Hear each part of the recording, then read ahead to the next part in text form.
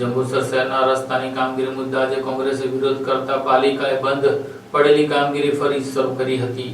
જંબુસર નગરમાં ST bus સ્ટેશનથી ટંકારી ભાગોળ સુધીના આરસીસી માર્ગની કામગીરી છેલ્લા કેટલાક દિવસોથી બંધ હતી। આજે કોંગ્રેસના વિરોધ કાર્યક્રમ પહેલા જ નગરપાલિકાએ કામગીરી શરૂ કરી દીધી હતી। ચોમાસા દરમિયાન કોન્ટ્રાક્ટર દ્વારા અનિયમિત રીતે કોન્ક્રીટ મિશ્રણ નાખવામાં આવ્યું હતું। એક જાગૃત નાગરિકે આ વિડીયો બનાવીને સોશિયલ મીડિયા પર વાયરલ કર્યો। આ પછી કામગીરી રોકી દેવામાં આવી હતી। ભરૂચ જિલ્લા કોંગ્રેસ સમિતિના આદેશથી જંબુસર શહેર કોંગ્રેસ સમિતિએ વિરોધ કાર્યક્રમની જાહેરાત કરી હતી। પાલિકાએ ક્વોલિટી કંટ્રોલ ચેક કર્યા બાદ માર્ગની કામગીરી ફરીથી શરૂ કરી હતી। વિરોધ કાર્યક્રમમાં કોંગ્રેસના જિલ્લા પ્રમુખ રાજેન્દ્રસિંહ રણા, પૂર્વ ધારાસભ્ય સંજય સોલંકી, શહેર પ્રમુખ ઇરફાન પટેલ, આમોદ શહેર પ્રમુખ નરેન્દ્ર પટેલ અને વિપક્ષના નેતા સાકિર મલિક હાજર રહ્યા હતા। તેમણે આરોપ મૂક્યો કે આ ભાજપ શાસિત પાલિકાને કોંગ્રેસના વિરોધની ભીતિથી રાતોરાત કામગીરી શરૂ કરવી પડી હતી।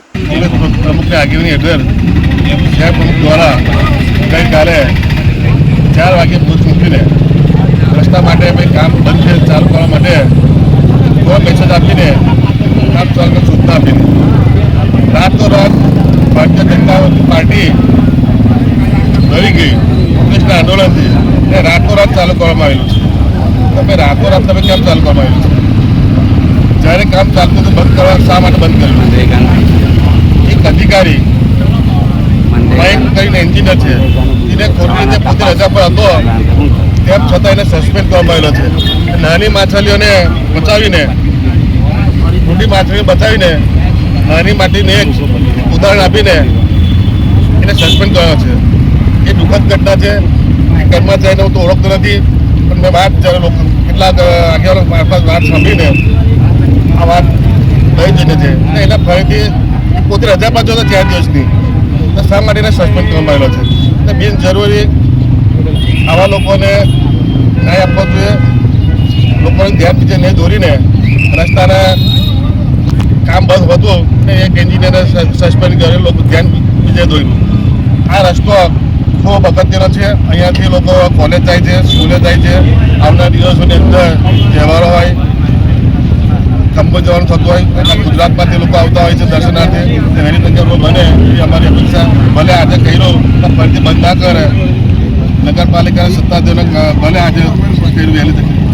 જંબુસર અને આમોદ તાલુકા કોંગ્રેસ સમિતિ દ્વારા જ્યારે તાલુકામાં ચાલતા મનરેગા કૌભાંડ બાબતે તપાસ બાબતે શું મનરેગા કૌભાંડ જંબુસર તાલુકામાં થયું છે?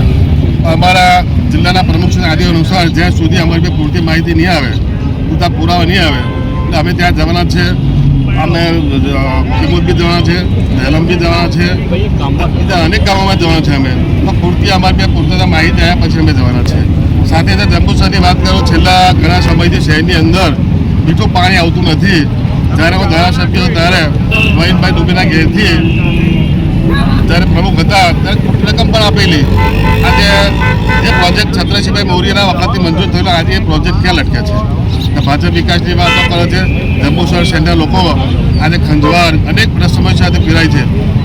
વેચાતું પાણી લેવું પડે છે, ગરીબ લોકો ક્યાં જાય? મારે સત્તાધીશ લોકોને કહેવું છે કે આ શહેરનું પાણી વહેલી તકે આવે। આવનારા દિવસોની અંદર ઓગસ્ટ સુધીમાં પાણી નહીં આપે તો અમે એ પણ આંદોલન કરવાનું છે। સૌને નમસ્કાર।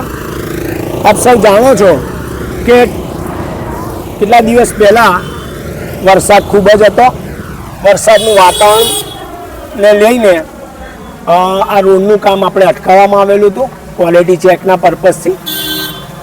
ત્યારબાદ ફરી આજે પુનઃ કામ શરૂ કરવામાં આવ્યું છે અને રાબેતા મુજબ રોડનું કામ યથાવત રીતે ચાલુ રહેવાનું છે। આ રોડ ક્વોલિટી વાઇઝ બની રહેલો છે, આપ સૌ જોઈએ છે। એક રોડને લઈને વિષયો ઊભા કરવામાં આવેલા હતા। એ બધા વિષયોને આપણે ધ્યાનમાં લઈ અને ક્વોલિટી ચેક પણ પૂરું કરેલું છે અને રોડનું કામ ફરી ચાલુ થયેલું છે। કેટલાક પક્ષો દ્વારા પણ આજે આંદોલન કરવાની પણ ચીમકી આપી દીધેલી જાણ્યા જોયા વગર, જેમને સસ્તી પ્રસિદ્ધિ લેવી છે એવા લોકોએ। તો એ લોકોને ખબર માહિતી અધૂરી હતી। આજે રોડનું કામ શરૂ થઈ ગયેલું છે અને રાજકીય રોટલા શેકવાના ઉદ્દેશથી જેમને પ્રજાની કે કોઈની પડેલી હોતી નથી, ખાલીને માત્ર પોતાના રાજકીય રોટલા શેકવાનો ઉદ્દેશ હોય છે। લોકો વચ્ચે એમને જવું નથી ખરેખર લોકોની સમસ્યાઓને જાણવાની એમને બહુ જરૂર છે. એટલે આ કામને બંધ હતું એના અનુસંધાનમાં એ લોકોએ ચક્કાજામના ને એવા કાર્યક્રમો પણ આપી દીધેલા, પણ એવું કશું હતું નહીં. ક્વોલિટી ચેકના પર્પઝથી જ આ કામને આપણે સ્થગિત કરેલું. વરસાદ બી બહુ હતો. હવે વાતાવરણ ખુલી ગયું છે ત્યારે આપણે આ રોડનું કામ પુનઃ શરૂ કરી રહ્યા છે. આજ આપના મીડિયાના મિત્રોના માધ્યમ દ્વારા લોકોને પણ અપીલ કરવા માગું છું કે આ રોડ બની રહ્યો છે, આટલો સરસ રોડ, જ્યારે 84 ગામને જોડતો તાલુકા અને શહેરના લોકો આ રોડનો ઉપયોગ કરી રહ્યા છે, તો આ રોડ આપણો છે, મારો રોડ છે. એ રીતે દરેક લોકોના મનમાં ભાવના ઊભી થાય અને આ રોડ બનવામાં આપણે બધા સહકારની ભૂમિકામાં રહીએ. આપણે લોકોને સહકાર આપીએ. થોડી તકલીફ રહેવાની છે. આટલો સરસ રોડ બની રહ્યો છે તો નાની મોટી તકલીફો રહેવાની છે.